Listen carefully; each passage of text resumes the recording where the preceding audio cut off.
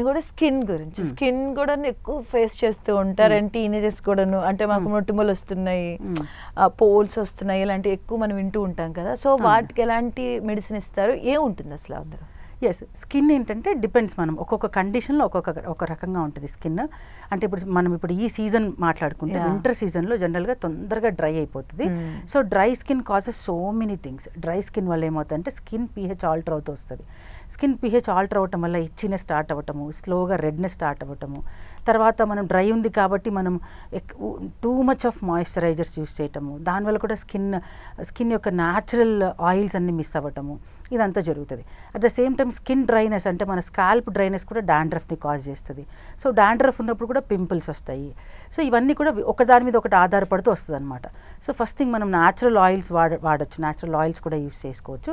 At the same time హోమియోలో ఎలా ఉంటుందంటే లోపల నుంచి కూడా మనం ట్రీట్మెంట్ అంటే ఫ్రమ్ ఇన్సైడ్ అవుట్ ఉంటుంది కాబట్టి స్కిన్ హెల్దీనెస్ని పెంచడానికి, లోపల ఎక్సెస్ సీబమ్ ప్రొడక్షన్ అవ్వకుండా హెల్ప్ అవ్వడానికి, తర్వాత లోపల ఉన్న ఏదైతే ఫంగల్ ఇన్ఫెక్షన్ ఏదైతే ఉందో స్కిన్ మీద ఉన్న ఫంగల్ ఇన్ఫెక్షన్తో ఫైట్ చేయడానికి, అండ్ అన్నిటికంటే మించి ఇమ్యూనిటీని బూస్ట్ చేయడానికి కూడా beautiful immune regulators, immune boosters హోమియోపతిలో ఉంటాయండి.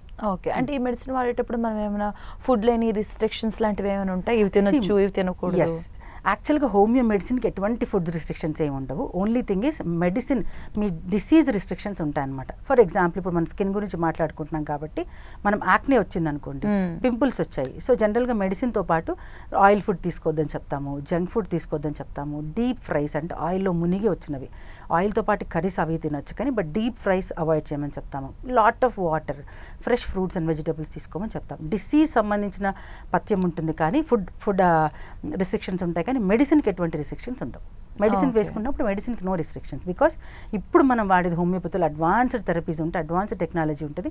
సో ఫుడ్ విషయంలో అయితే రిస్ట్రిక్షన్స్ అయితే ఏమీ ఉండవు. ఓకే, కొన్ని లాంగ్ టర్మ్ డిసీజెస్ ఉంటాయి. ఇప్పుడు స్కిన్లో వచ్చేసరికి సోరియాసిస్ అనే లాంగ్ టర్మ్ డిసీజెస్ చూస్తూ ఉంటాం. సో వాటికి హోమియోపతిలో ఎలాంటి రెమెడీస్ ఉంటాయి? ఎస్ అండి, psoriasis it's an autoimmune disorder అండి. అది రోగనిరోధక శక్తిని అది ఆల్టర్ చేసి వచ్చే డిసీజ్ అనమాట. మనం బయటికి స్కిన్ మీద కనిపిస్తుంది కాబట్టి మనం అది స్కిన్ డిజార్డర్ అనుకుంటాం కానీ యాక్చువల్గా అది ఆటో ఇమ్యూన్ డిజార్డర్.